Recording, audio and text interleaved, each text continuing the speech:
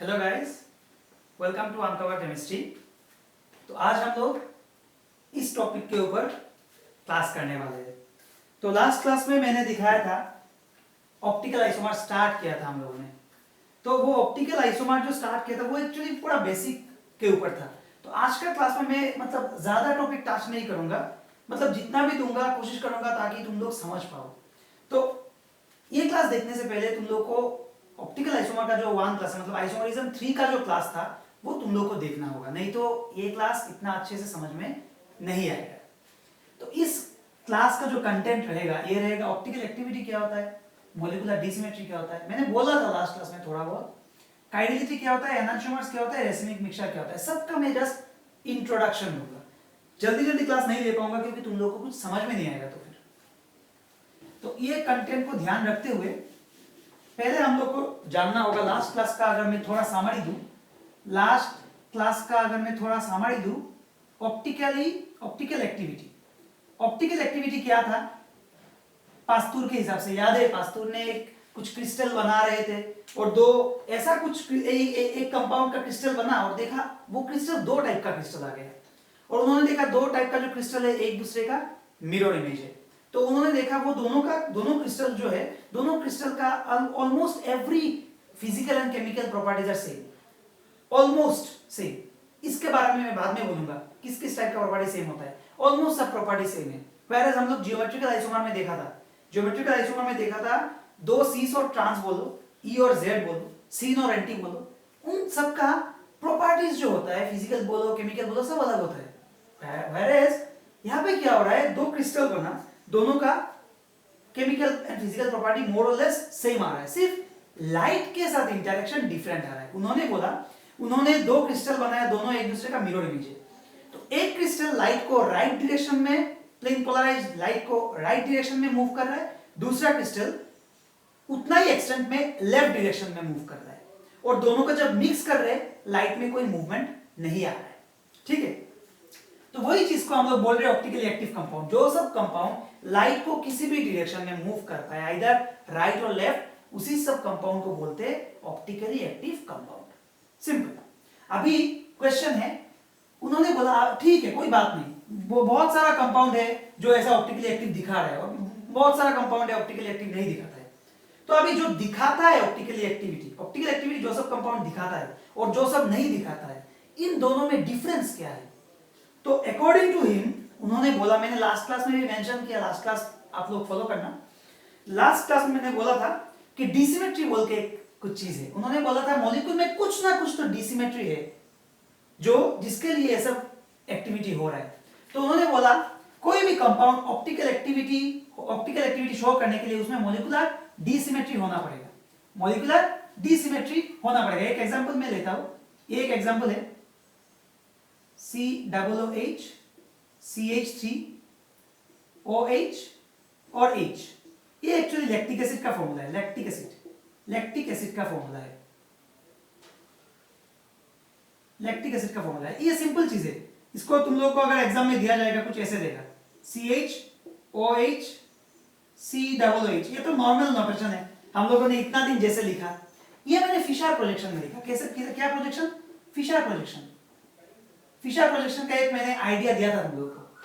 ये दिखने में प्लास जैसा, इसको तुम ऐसे भी लिख सकते हो, प्लास देके कार्बन को नहीं देने से भी होता है। COOH को ऊपर में डालो, OH को इधर डालो, H को इधर डालो, CH3 को इधर डालो, इसको लिख सकते हैं हम लोग ऐसे। ये मतलब एक 3 डायमेंशनल स्ट्रक्चर है, टेट्राहेड्रल स्ट्रक्चर मैंने बोला था 3 डायमेंशनल स्ट्रक्चर। ये 3 डायमेंशनल स्ट्रक्चर 2 डायमेंशन में रिप्रेजेंट करने का ये तरीका है, क्योंकि यहां से हम लोग को पता नहीं चल रहा है कौन सा बॉन्ड किधर है, लेकिन हम लोगों ने फिशर सीख लिया। अभी हम लोग को पता है ये 2 बॉन्ड हमारे तरफ है और ये 2 बॉन्ड हमसे दूर है। वर्टिकल बॉन्ड हमसे दूर होता है, हॉरिजॉन्टल बॉन्ड हमारी तरफ होता है। मैंने बोला था अगर टेट्राहेड्रल का स्ट्रक्चर कैसा होता है, हम लोग ऐसे ड्रॉ कर लेते हैं, लेकिन ये ऐसे नहीं है। 2 बॉन्ड ऐसे रहता है, पकड़ लो ये एक बॉन्ड है, 2 बॉन्ड ऐसे रहेगा और ऐसे ही 2 बॉन्ड इसके नीचे ऐसे रहेगा। ठीक है, तो ये होता है टेट्राहेड्रल का स्ट्रक्चर। तो फिशर का ये नोटेशन है। ठीक है, तो इसी स्ट्रक्चर को मैं फिशर की तरफ से अगर फिशर की तरह लिखूंगा तो अभी जो लिखा था मैंने यहाँ पे अगर दिखाऊंगा कुछ ऐसा आएगा ना, कार्बन मिडिल में, यहाँ पे आएगा COOH, यहाँ पे CH3, यहाँ पे OH यहाँ पे H। देखो इस कंपाउंड में मॉलिक्यूलर डिसिमेट्री है और मैं पहले ही बोल रहा हूं ये कंपाउंड ऑप्टिकली एक्टिव कंपाउंड है। ये कंपाउंड ऑप्टिकली एक्टिव कंपाउंड है। तो अभी ये ऑप्टिकली एक्टिव है, इसका मतलब क्या है? ऑप्टिकली एक्टिव होने के लिए मॉलिक्यूलर डिसिमेट्री होना पड़ेगा। मैंने बोला था मॉलिक्यूलर डिसिमेट्री का मतलब क्या है? मॉलिक्यूलर डिसिमेट्री का मतलब क्या है? मॉलिक्यूलर डिसिमेट्री का मतलब है इसमें plane of symmetry, symmetry absent रहता है and centre of symmetry absent रहता है। मैंने समझाया था plane of symmetry and centre of symmetry क्या होता है।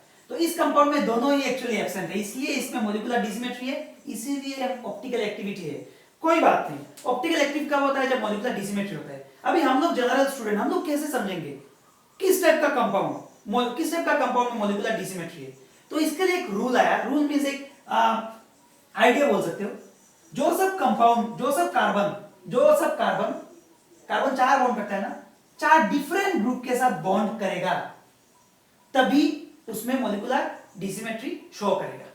मतलब इसमें plane of symmetry and centre of symmetry absent हो सकता है। अगर ये दोनों ही एब्सेंट होना है, first and foremost criteria carbon में 4 डिफरेंट ग्रुप लगा हुआ होगा।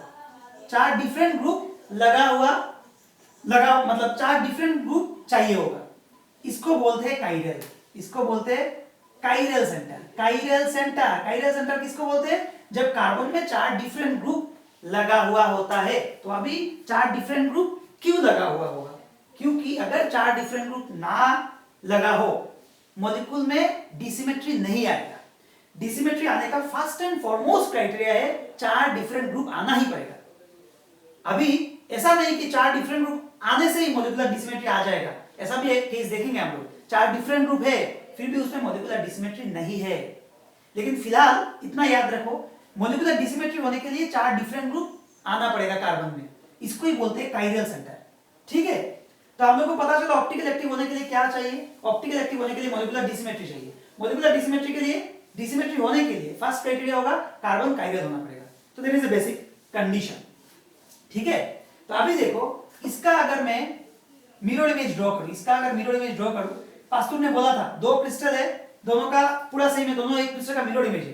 तो एक लाइट को राइट डायरेक्शन में मूव कर रहा है, एक लाइट को लेफ्ट डायरेक्शन में मूव कर रहा है। तो इसका मिरर इमेज जो होगा वो भी ऑप्टिकली एक्टिव होगा, OH इधर आ जाएगा, H उधर चला जाएगा, ये देखो ये आ गया इसका मिरर इमेज।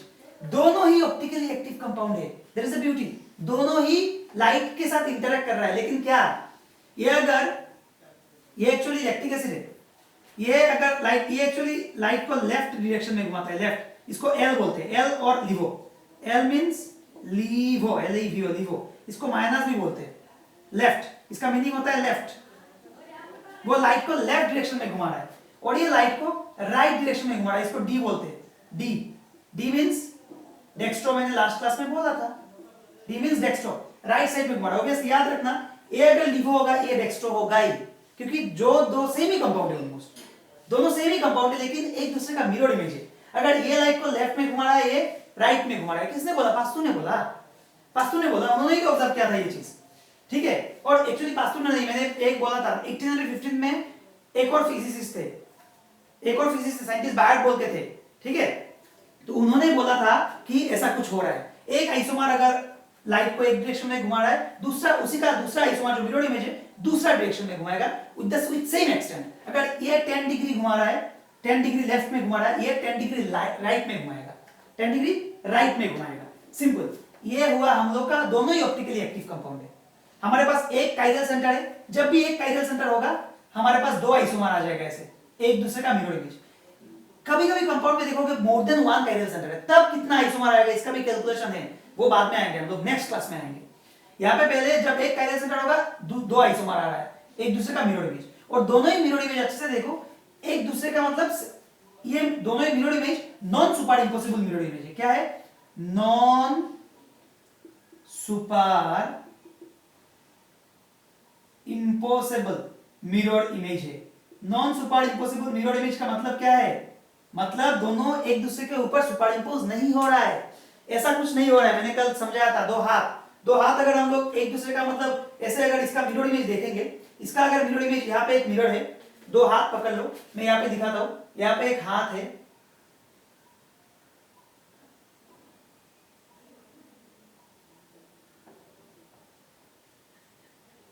ये अगर हाथ का मिरर इमेज आएगा तो क्या आएगा, देखो इधर आएगा थंब, इधर ऐसा आएगा और ये चला जाएगा।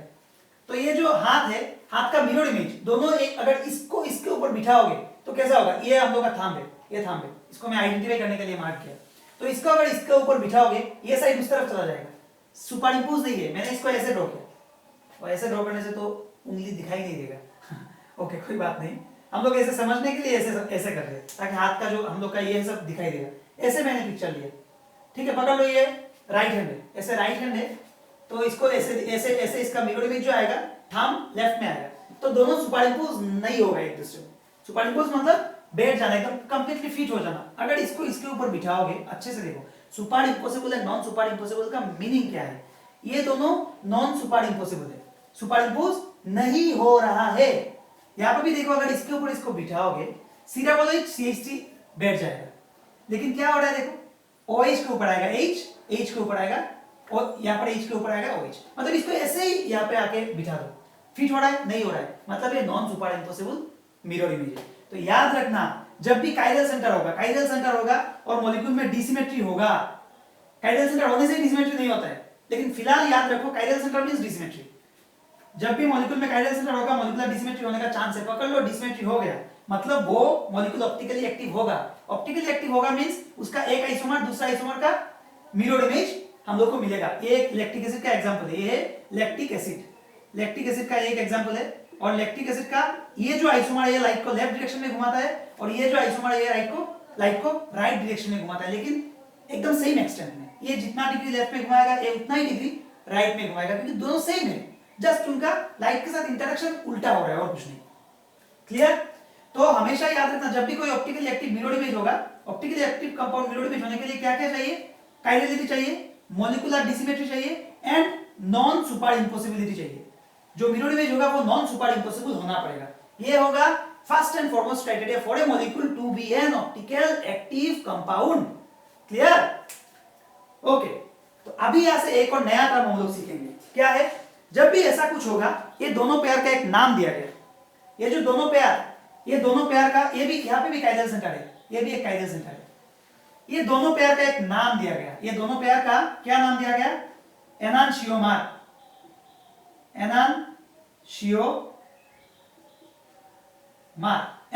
बोलते हैं इसको। क्या बोलते हैं, एनांशियोमर। जो मतलब कोई ऑप्टिकल, अगर कोई भी कंपाउंड अगर ऑप्टिकली एक्टिव होगा तो उसका जो मिरर इमेज होगा, तो इन दोनों का जो रिलेशन हुआ ना, ये दोनों एक दूसरे का रिलेशन में एनांशियोमर होता है। ठीक है, जैसे हम लोग बोलते हैं, जैसे मैं अपना मतलब मेरा और मेरा मम्मी का रिलेशन क्या होगा, मैं अपना मम्मी का बेटा हूं, तो सपोज यहाँ पे एक लेडी खड़ी है, मैं इनका बेटा हूं, तो हम दोनों को रिलेट करने के लिए कोई रिलेशन चाहिए होगा, तो रिलेशन क्या होगा, मदर एंड सन ना। ऐसा ही मेरा रिलेशन होगा उनके साथ मदर। सिमिलरली इन दोनों का जो ऑप्टिकली एक्टिव कंपाउंड है, इन दोनों का रिलेशन क्या है, इन दोनों का रिलेशन है एनांशियोमर। जब भी हम लोग, सपोज तुम्हें कोई कभी बोला गया lactic acid minus lactic acid, इसको ऐसे बोलते हैं minus lactic acid, minus lactic acid का एनांशियोमर ड्रॉ करो, वेरी सिंपल, मिरर डालो, ठीक उल्टा उसका डायरेक्शन ड्रॉ करो, तब आ जाएगा हम लोग के पास प्लस लैक्टिक एसिड आ जाएगा, प्लस लैक्टिक एसिड आ जाएगा, वेरी सिंपल, इसमें कोई टेंशन नहीं है। समझ में आया पूरा, या कोई कंफ्यूजन है बोलो मुझे, व्हाट इज एनांशियोमर, समझ में आया? तो एनांशियोमर का अगर डेफिनेशन होगा, मैं इसको इरेज कर रहा हूं, एनांशियोमर का अगर डेफिनेशन हम लोग लिखेंगे, क्या होगा एनांशियोमर का डेफिनेशन? एनांशियोमर का डेफिनेशन होगा, एनांशियोमर का डेफिनेशन क्या होगा, एनांशियोमर्स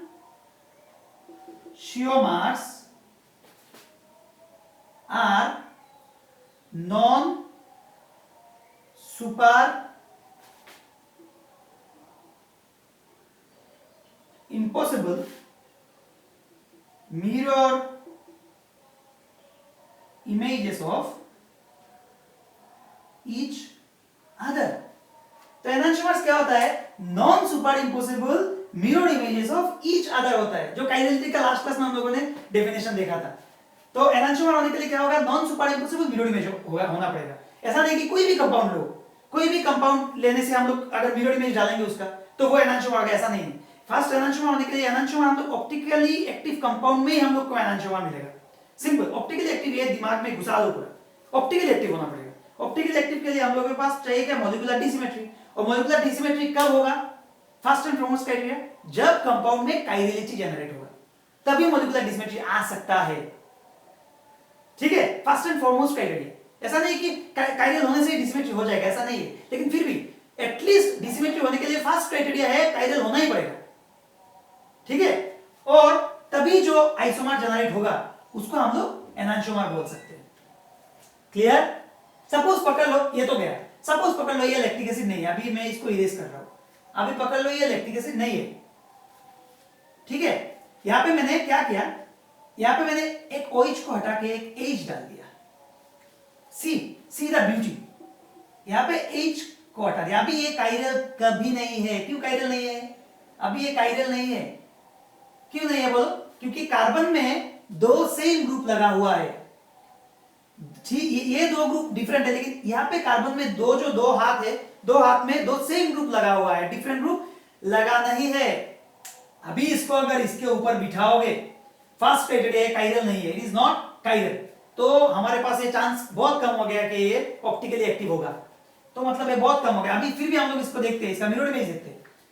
कभी कभी क्या होता है, काइरल नहीं होने से भी अगर mirror image non super impossible हो गया तो हो सकता है, हम लोग को पता नहीं ना, हम तो सीख रहे हैं।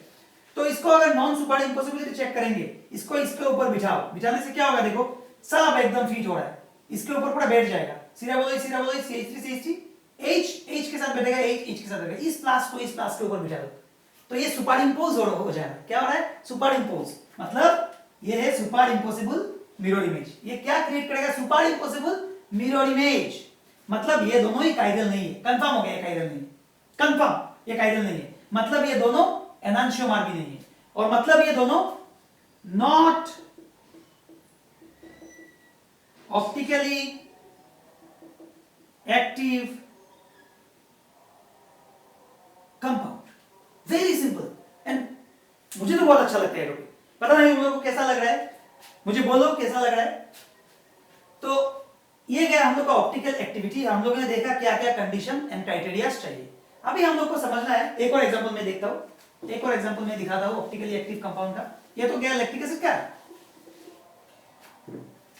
ये देखो, इसको बोलते हैं हम लोग, इसका भी मैं फिशर प्रोजेक्शन नहीं दिख रहा हूं,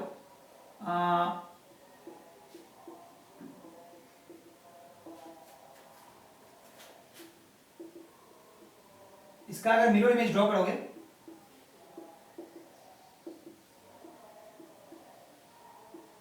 तो इसका नाम है ग्लिसरैल्डिहाइड। ग्लिसरैल्डिहाइड,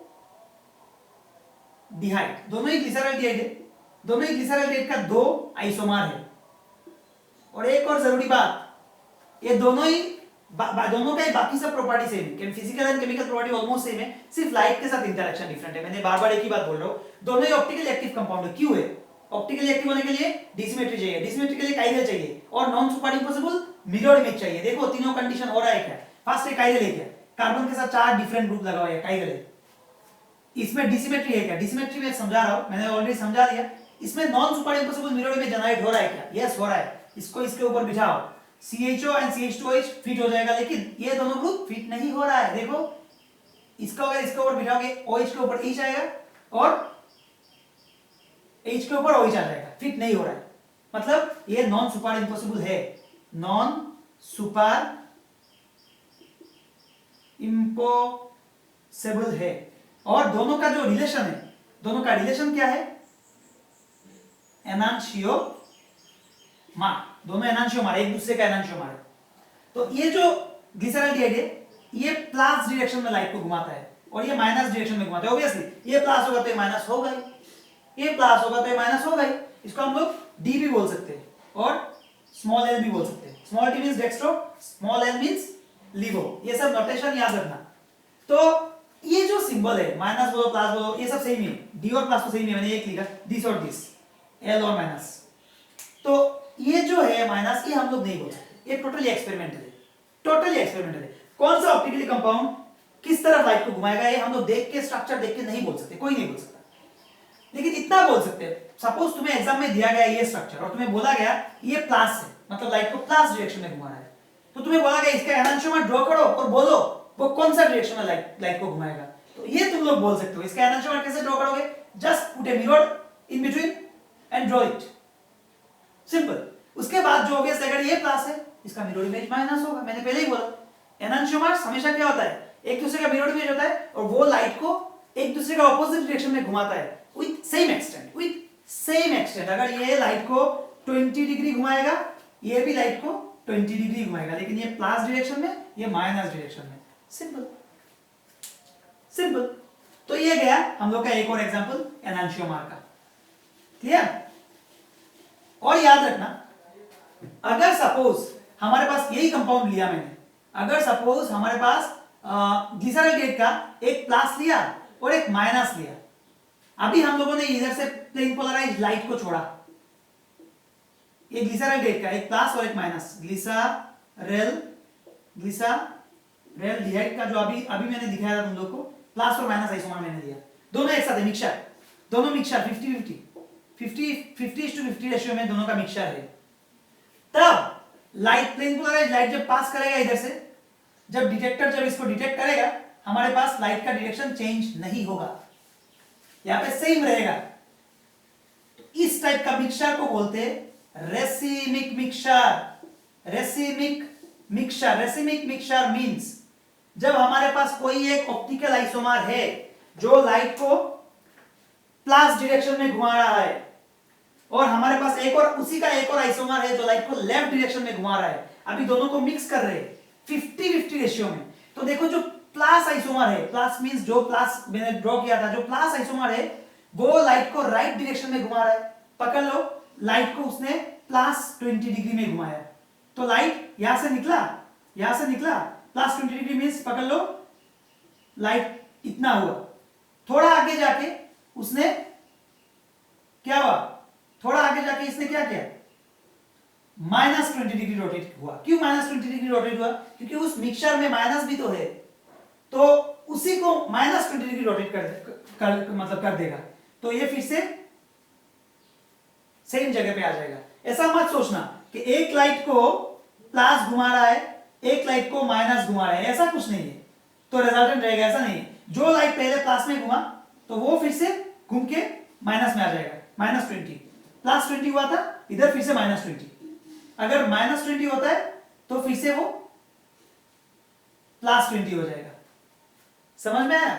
तो हमेशा याद रखना, जब दो ऑप्टिकल आइसोमर, दो मतलब प्लस एंड माइनस एनांशियोमर्स, दो एनांशियोमर्स अगर 50-50 रेशियो में हम लोग सॉल्यूशन बनाया, उसके बाद उसका हम लोगों ने लाइट के साथ इंटरेक्शन को टेस्ट किया, तब हम लोग को कोई रोटेशन ऑब्जर्व नहीं कर पाएंगे, तब हम लोग अल्फा हम लोग को 0 मिलेगा, ऑब्जर्व रोटेशन 0 मिलेगा। क्यों? क्योंकि वहां पे 50% प्लस आइसोमर है और 50% माइनस आइसोमर है। मतलब क्या हो रहा है, 50% जो प्लस आइसोमर है वो लाइट को प्लस डायरेक्शन में घुमा रहा है और 50% जो माइनस आइसोमर है वो लाइट को माइनस डायरेक्शन में घुमा रहा है। तो ओवरऑल क्या हो रहा है, ओवरऑल न्यूट्रलाइज हो रहा है, ये इफेक्ट ओवरऑल न्यूट्रलाइज हो रहा है। हमारे पास जो ऑब्जर्व रोटेशन रहेगा वो 0 रहेगा। और इस टाइप को मिक्सचर को बोलते हैं रेसिमिक मिक्सचर। याद रखना, ये टर्म बहुत ही इंपॉर्टेंट टर्म है।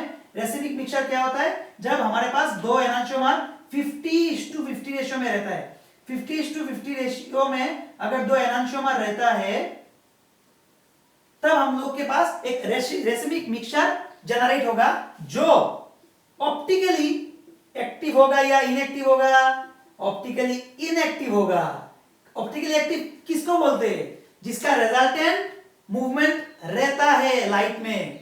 यहां पे ऑप्टिकली इनएक्टिव क्यों है, यहां पे देखो रेसिमिक मिक्सचर में दोनों ही ऑप्टिकली एक्टिव कंपाउंड डाला हम लोगों ने।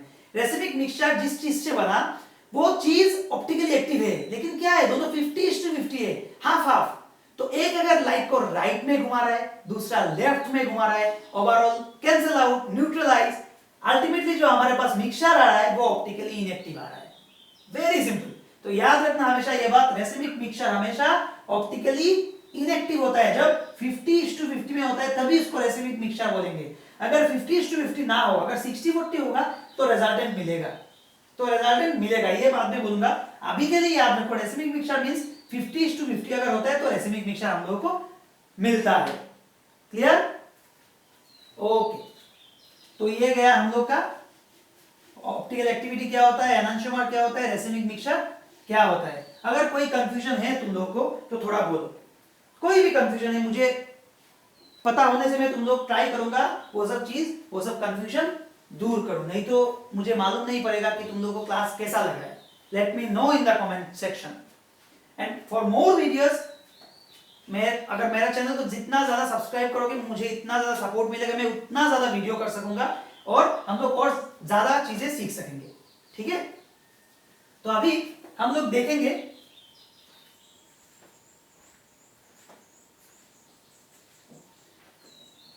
देखेंगे कि जो मॉलिक्यूलर डिसिमेट्री में बार बार बोल रहा हूं, जो लास्ट दो तीन एग्जांपल में हम लोगों ने देखा कि सब पकड़ लो, ग्लिसरॉल डीहाइड ही पकड़ लो, ये ग्लिसरॉल डीहाइड को ही पकड़ लो, हम लोग बोल रहे हैं ऑप्टिकली एक्टिव है, इसमें मॉलिक्यूलर डिसिमेट्री काइरल सेंटर है, मॉलिक्यूलर डिसिमेट्री है। मैंने पहले बोला था काइरल सेंटर होने से मॉलिक्यूलर डिसिमेट्री आएगा, और ये भी बोला था हाँ, बहुत सारा केस होगा जहां पर काइरल सेंटर मिलेगा लेकिन मॉलिक्यूलर डिसिमेट्री नहीं होगा। तो यहाँ पे मॉलिक्यूलर डिसिमेट्री है, ये हम लोग को कैसे पता चलेगा? देखो ये टेट्राहेड्रल स्ट्रक्चर है, ये फिशर प्रोजेक्शन है, ये और नहीं समझाना पड़ेगा आई थिंक, लेकिन इसको हम लोग नॉर्मली बाय कन्वेंशन कैसे लिखते हैं? CHO CH। अगर ये दो प्लेन में होगा तो इसको वेज डैश में हम लोग कैसे लिखते हैं? वेज डैश में ऐसे लिखते हैं ना, एक बॉन्ड हम लोगों की तरफ और एक बॉन्ड हम लोगों से दूर, ये तुम कहीं पे भी लिख सकते हो। तो यहाँ पे पकड़ लो CH2OH आ रहा है और यहाँ पे पकड़ लो OH आ रहा है, मतलब OH है हम लोगों की तरफ। अगर ये दो बॉन्ड बोर्ड के ऊपर फिट हो रहा है, बोर्ड में बैठ गया, ये बॉन्ड होगा तुम लोगों की तरफ और ये बॉन्ड बोर्ड के पीछे, तो ये है एक्चुअली टेट्राहेड्रल का स्ट्रक्चर। तो इसमें मॉलिक्यूलर डिसिमेट्री कहां पे है बोलो? इसमें ऐसा कोई प्लेन है जहां पे तुम मिरर प्लेन रखने से वन हाफ अदर हाफ को कंप्लीट करेगा, ऐसा कोई प्लेन है? देखो तो ऐसा कोई भी प्लेन तुम लोग को नहीं मिलेगा। तो इसको हम लोग फिशर में समझ सकते हैं अच्छे से। देखो अगर हम लोग यहाँ पे काट के अगर प्लेन रखेंगे, यहाँ पे ये टोटल एक विजुअलाइजेशन है, हम लोग किसी भी स्ट्रक्चर में ये एक्सपेरिमेंट कर सकते हैं। यहाँ पे अगर मिरर रखेंगे तो देखो काट के पकड़ लो, एक CHO मॉलिक्यूल है और ये एक CH2OH मॉलिक्यूल है, तो काट के ये C को काट के एक मिरर रखो, तो ये जो C का जो अदर हाफ है वो कंप्लीट हो जाएगा अदर हाफ से। लेकिन अगर यहाँ पे मिरर रखेंगे हम लोग, ये OH आ जाएगा इधर, H चला जाएगा इधर, मतलब उल्टा हो जाएगा, इसमें कोई मिरर प्लेन नहीं है। अगर यहाँ पे हम लोग मिरर रखते हैं तो क्या होगा? देखो मिरर रखने से ये ग्रुप आ जाएगा इधर, ये ग्रुप चला जाएगा इधर। हम लोग को ऐसा कुछ चाहिए, जैसे ऐसा एक कंपाउंड में दिखाता हूं, मीथेन। तो अगर यहां पे रखोगे तो this half will be completed by this half. पकड़ लो, यहां पे हम लोगों ने एक मिरर रखा, मिरर पकड़ लो, इधर सिल्वर साइड, मतलब इधर मिरर, इस साइड में मिरर है, इस साइड सिल्वर साइड है, सिल्वराइज कहा हुआ है। तो ये जो H है मिरर में क्या दिखेगा हम लोग को? मिरर में उस H का एक और इमेज दिखेगा जो उस तरफ दिखेगा, मतलब मिरर इस मॉलिक्यूल को पूरा कंप्लीट कर देगा, इसी को प्लेन ऑफ सिमेट्री बोलते हैं। Whereas इस कंपाउंड में ऐसा कोई भी प्लेन ऑफ सिमेट्री नहीं है, इसलिए इसको मॉलिक्यूलर डिसिमेट्री बोलते हैं। सेंटर ऑफ सिमेट्री है क्या? देखो तो सेंटर ऑफ सिमेट्री समझने के लिए हम लोग को क्या चाहिए? सेंटर ऑफ सिमेट्री समझने के लिए इस स्ट्रक्चर में नहीं समझाऊंगा मैं, क्योंकि ये दोनों स्ट्रेट नहीं है एक्चुअली, ये दोनों वर्टिकल पीछे की तरफ है और ये दोनों भी स्ट्रेट नहीं है, हमारी तरफ है। तो मैं इस स्ट्रक्चर में समझाता हूं। पकड़ लो, ये हाइड्रोजन है, हाइड्रोजन से हम लोग कार्बन तक डिस्टेंस ट्रेवल किया, पकड़ लो 1 नैनोमीटर ट्रेवल किया, जस्ट रैंडमली मैं एक यूनिट ले रहा हूं। ट्रेवल करने के बाद सेंटर ऑफ सिमेट्री का क्या डेफिनेशन था? सेंटर ऑफ सिमेट्री का डेफिनेशन था जहां से शुरू होगा एकदम सेंटर ऑफ ग्रेविटी से जाएंगे, उसी डायरेक्शन में हम लोग उतना ही डिस्टेंस मूव करना है, उसी डायरेक्शन में हम लोग को उतना ही डिस्टेंस मूव करना है। तो हम लोग उतना ही डिस्टेंस मूव किया, मूव करके क्या मिला? कुछ नहीं मिला हम लोग को, मूव करके हम लोग को कुछ नहीं मिला। अगर इधर से मूव करोगे, कार्बन से CHO ग्रुप से स्टार्ट हुआ, तो CHO से हम लोग यहाँ पे आएंगे, यहाँ पे आके पकड़ लो 1 नैनोमीटर गए, यहाँ पे आके कुछ मिला? कुछ नहीं मिला हम लोग को।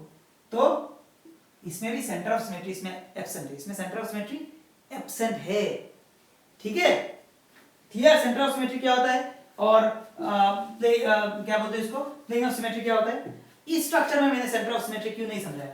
पकड़ लो, मैं मीथेन का फिशर प्रोजेक्शन लिखा, ये वाला मीथेन। तो इसमें देखने में लग रहा है इसमें तो प्लेन ऑफ सिमेट्री है, मैंने दिखा दिया। तुम यहाँ पे मिरर रखो, यहाँ पे मिरर रखो, यहाँ पे मिरर रखो, यहाँ पे मिरर रखो, जहां पे भी मिरर रखो, one half to be completed by other half, very simple. तो प्लेन ऑफ सिमेट्री तो है ही, लेकिन इसमें इस स्ट्रक्चर को देखने से लग रहा है कि इसमें सेंटर ऑफ सिमेट्री भी है। जैसे हम लोग यहाँ से स्टार्ट किया, यहाँ से स्टार्ट करके पकड़ लो, पूरा सेंटर से स्टार्ट करो, हम लोग सेंटर तक आया, पकड़ लो 1 नैनोमीटर डिस्टेंस ट्रेवल किया, यहाँ पे कार्बन मिला, कार्बन से उसी डिस्टेंस में, सेम डिस्टेंस में हम लोग और 1 नैनोमीटर गया, तो गए हम लोग कहां पे, एक और H मिला, एक और H मिला। मतलब क्या है, इसमें सेंटर ऑफ सिमेट्री है, लेकिन ऐसा नहीं है, ये स्ट्रक्चर ऐसा नहीं है। तो ये स्ट्रक्चर ऐसा कहा है, H यहाँ पे है, C है, इधर एक और H है, इधर पे एक H है, और पीछे एक H है, पीछे एक H है। तो अगर हम लोग यहाँ से डिस्टेंस ट्रेवल करेंगे, इधर जाएंगे कुछ नहीं मिलेगा, यहाँ से ट्रेवल करेंगे इधर जाएंगे कुछ नहीं मिलेगा, यहाँ से ट्रेवल करेंगे इधर जाएंगे कुछ नहीं मिलेगा, यहाँ से ट्रेवल करेंगे इधर जाएंगे कुछ नहीं मिलेगा। लेकिन इस स्ट्रक्चर में देखने से लग रहा है कि इसमें सेंटर ऑफ सिमेट्री है। इसमें एक्चुअली सेंटर ऑफ सिमेट्री नहीं है, लेकिन प्लेन ऑफ सिमेट्री है। इसमें प्लेन ऑफ सिमेट्री प्रेजेंट है और सेंटर ऑफ सिमेट्री प्रेजेंट नहीं है। तो डिसिमेट्री होने के लिए दोनों प्रेजेंट नहीं होना होगा। डिसिमेट्री होने के लिए मॉलिक्यूल में प्लेन ऑफ सिमेट्री भी नहीं होना पड़ेगा और सेंटर ऑफ सिमेट्री भी नहीं होना पड़ेगा। इसमें प्लेन ऑफ सिमेट्री है लेकिन सेंटर ऑफ सिमेट्री नहीं है, फिर भी ये डिसिमेट्री नहीं है, ऑब्वियसली। क्लियर? ओके, तो ये गया हम लोग का डिसिमेट्री का कांसेप्ट। तो ये गया हम लोग के एक कंपाउंड है जो हम लोग देखा ऑप्टिकली एक्टिव कंपाउंड है। अभी तुम लोग बोलो तो एक कंपाउंड में देता हूं तुम लोग को, ये कंपाउंड पकड़ लो, CH3 CHOH और COOH। ये कंपाउंड काइरल है क्या, ऑप्टिकली एक्टिव है क्या? अरे यही कंपाउंड तो मैंने पहले लिखा था, लैक्टिक एसिड। सही में है, सही में है। इसको तोड़ के लिखो, इस कार्बन को देखो, ये कार्बन काइरल है। काइरल मींस फर्स्ट जो डेफिनेशन होता है का, कार्बन में 4 डिफरेंट ग्रुप लगा हुआ होना चाहिए। तो कार्बन में एक CH3 है, एक H है, एक OH है और एक COOH है। मतलब कार्बन में 4 डिफरेंट ग्रुप है। ये कार्बन काइरल है। काइरल को ऐसे डिनोट करते हैं। तो ये कार्बन को सेंटर में रखो, इधर OH डालो, इधर H डालो, ऊपर में कुछ भी डालो तुम, CH3 COOH। तो ये तो काइरल है ना, ये तो हम लोगों ने पहले देखा लैक्टिक एसिड। तो उसका एनांशियोमर क्या होगा, इसका मिरर इमेज होगा, इसका एनांशियोमर। मिरर इमेज इसको ऐसे ड्रॉ कर दो, CH3 OH H COOH, very simple. Clear?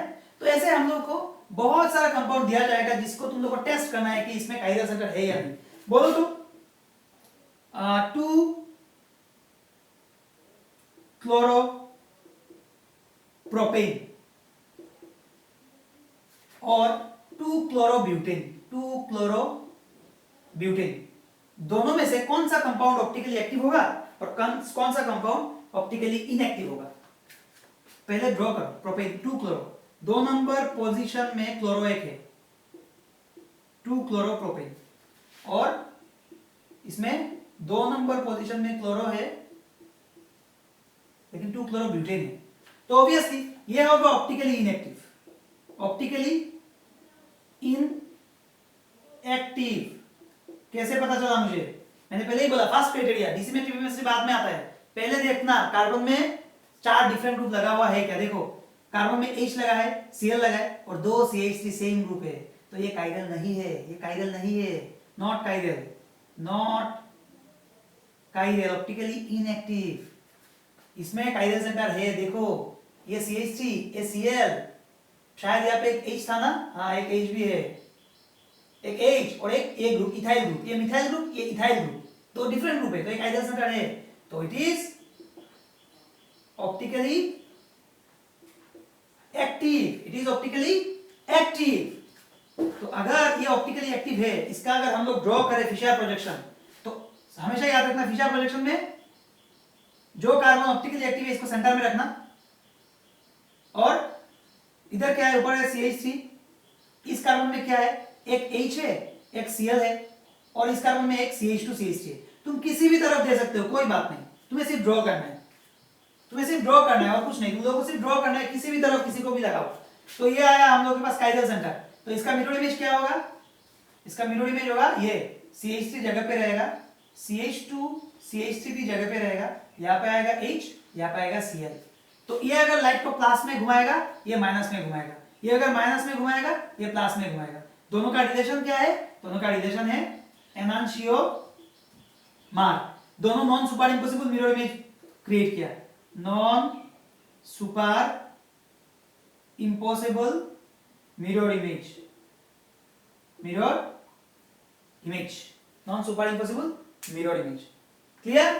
तो ऐसे ही हम लोग को देखना है कौन सा कार्बन में काइरल सेंटर है और कौन सा कार्बन में काइरल सेंटर नहीं है। ऐसा बहुत सारा कंपाउंड मिलेगा हम लोग को जिससे हम लोग डिसाइड कर पाएंगे कि वहां पे काइरल सेंटर है और यहाँ पे काइरल सेंटर है या नहीं। ठीक है, जैसे पकड़ लो CH3 CH CH3 CH2 Cl। एक और एग्जांपल देखता हूं, CH2 Cl Br CH2OH। एक और एग्जांपल लिखता हूं, पकड़ लो कि एक साइक्लिक कंपाउंड है Br। एक और एग्जांपल मैं लिखता हूं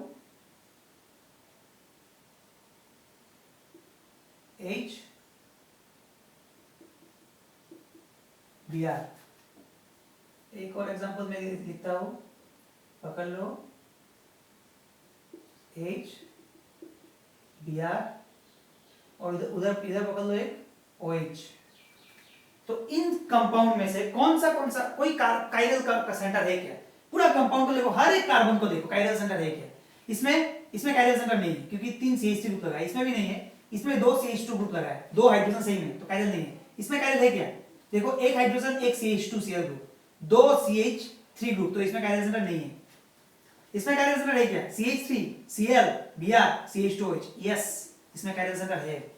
इसमें काइरल सेंटर है क्या? देखो, इसमें एक और हाइड्रोजन भी है, देखो मैंने नहीं दिया था तो तुम लोग को देना पड़ेगा, एक Br एक हाइड्रोजन, और ये दोनों साइड ही तो सेम है, ये दोनों साइड ही तो पूरा सेम है ना, देखो तो दोनों साइड ही तो सेम है। पकड़ लो, यहां से अगर आओगे 1 2 3 4 5 सेम ग्रुप पूरा, इधर से अगर जाओगे 1 2 3 4 5 पूरा सेम ग्रुप आ रहा है। तो दो पूरा एकदम दो एंड जो है इसका मिरर रखने से पता चलेगा ये दोनों एक दूसरे का मिरर इमेज है, तो दोनों सेम ग्रुप है, तो इसमें काइरल सेंटर नहीं है। इसमें काइरल सेंटर है क्या? इसमें भी सेम, देखो H अलग है Br अलग है, लेकिन ये दोनों ही सेम है, ये दोनों कार्बन ही सेम है, पूरा दोनों कनेक्टेड है। तो ये भी मिरर इमेज तुम रख के पता कर सकते हो कि एक दूसरे का हाफ हो रहा है या नहीं हो रहा है। अगर एक दूसरे का हाफ हो रहा है, अगर कंफ्यूजन हो रहा है कि समझने में कि ये दोनों सेम कैसे हुआ, तो बीच में मिरर रख दो। मिरर रखने से पता चल जाएगा कि एक दूसरे का अगर हाफ को कंप्लीट कर रहे तो दोनों सेम है, सिमिलर ग्रुप है। तो इसमें भी काइरल सेंटर नहीं है। इसमें है क्या? देखो अभी ये समझ में आ रहा है क्या? ये H है Br है, इधर कार्बन है इधर भी कार्बन है, लेकिन अभी ये काइरल हो गया। कैसे काइरल हो गया? कंफ्यूजन हो रहा है, just put a mirror in between. देखो तो ये हाफ इस हाफ को कंप्लीट करेगा क्या? नहीं करेगा, मिरर में OH इधर आ जाएगा। तो मतलब क्या है? ये दोनों ही साइड डिफरेंट है, तो इसमें काइरल सेंटर है। तो ऐसे ही हमारे पास बहुत सारा एग्जांपल हम लोग को दिया जाएगा, हम लोग को जस्ट टेस्ट करना है कि उसमें काइरल सेंटर होगा या फिर नहीं होगा। क्लियर? एक और एग्जांपल मैं देता हूं, पकड़ लो SO3 Cl H और F। इसमें काइरल सेंटर होगा क्या?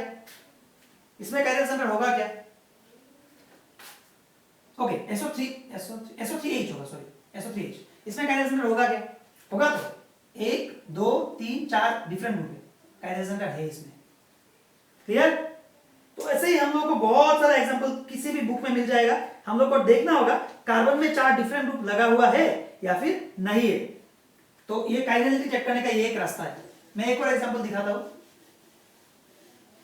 जैसे पकड़ लो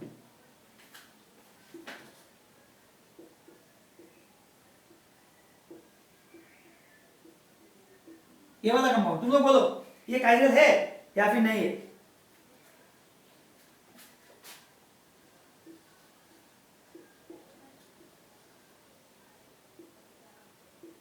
ये दोनों ही काइरल है या नहीं है बोलो, हर सेंटर को देखो। तो यहाँ पे ये कार्बन तो काइरल नहीं है, ठीक है, ये कार्बन काइरल है। क्यों काइरल है? देखो carbon connected to 4 different group NH2 Cl OH CH3, ये काइरल है। तो एक काइरल सेंटर है, तो इसका एक मिरर इमेज भी आएगा, इसका एक मिरर इमेज भी आएगा। जो मिरर इमेज होगा क्या?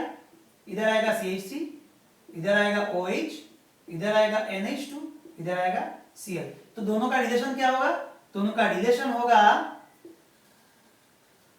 एनांशियोमार, और दोनों non super impossible mirror image हो रहा है। अच्छे से देखो, ये दोनों ही non super impossible mirror image create किया।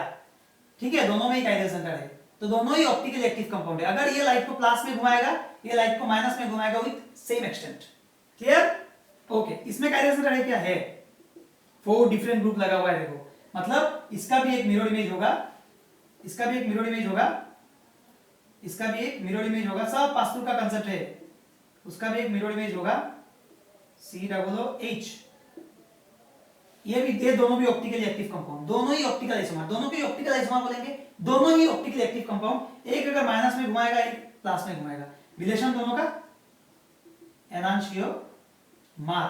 टोटल कितना स्टीरियोजेनिक सेंटर है? स्टीरियो सेंटर बोलते हैं इसको, स्टीरियो सेंटर। कायरल सेंटर को स्टीरियो सेंटर भी बोलते हैं, स्टीरियो सेंटर भी बोलते हैं। टोटल कितना स्टीरियोजेनिक सेंटर है? एक सेंटर है। एक सेंटर होने से हम लोग को 2 ही आइसोमर मिलेगा। ये अभी के लिए याद रखो, फॉर्मूला में बाद में सिखाऊंगा।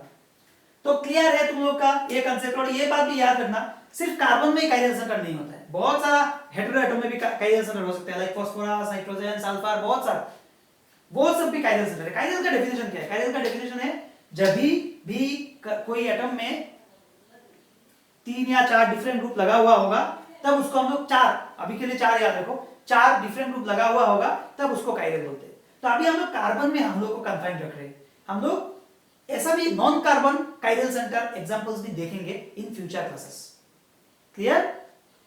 तो ये गया हम लोग का कार्बन बेस्ड कुछ कायरल सेंटर्स। तुम लोगों को मैंने पूछा तो तुम लोग अभी आई थिंक तुम लोग प्रॉब्लम सॉल्व कर सकते हो, किसी भी कंपाउंड में कायरल होगा या फिर नहीं होगा। जैसे एक और कंपाउंड में तुम लोगों को दिखाता हूं, पकड़ लो CH3, C2H5, CHO और COOH। ये कायरल सेंटर है? यस, ये कायरल सेंटर है, बिकॉज़ 4 डिफरेंट ग्रुप लगा हुआ है इसमें, 4 डिफरेंट ग्रुप लगा हुआ है इसमें। पकड़ लो, ऐसा एक कुछ कंपाउंड है, ऐसा एक कुछ कंपाउंड है, ये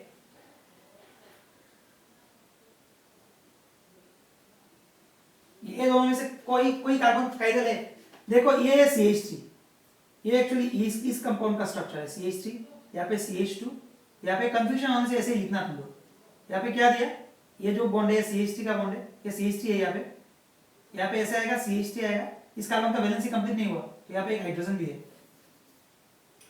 यहाँ पे देखो, इसको अगर तोड़ के लिखेंगे कैसा दिखेगा? ये CH3, CH2, ये C, यहाँ पे एक हाइड्रोजन आएगा, यहाँ पे एक और हाइड्रोजन है, और यहाँ पे CH3 है।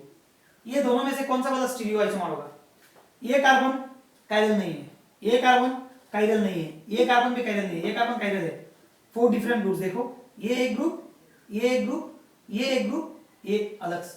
सॉरी ये भी कायरल नहीं है, देखो, क्योंकि 2 CH3 ग्रुप आ गया, 2 CH3 ग्रुप आएगा, तो ये कायरल नहीं है। यहाँ पे ये एक ग्रुप, ये एक ग्रुप, यहाँ पे 2 हाइड्रोजन सेम आ गया, तो ये भी कायरल नहीं है, तो ये भी कायरल नहीं है। तो एक कायरल का एग्जांपल देखते हैं हम लोग, इसी से मैं बना देता हूँ। मैं एक्चुअली ये कायरल समझ के बनाया था, लेकिन ये समहाउ कायरल नहीं हुआ।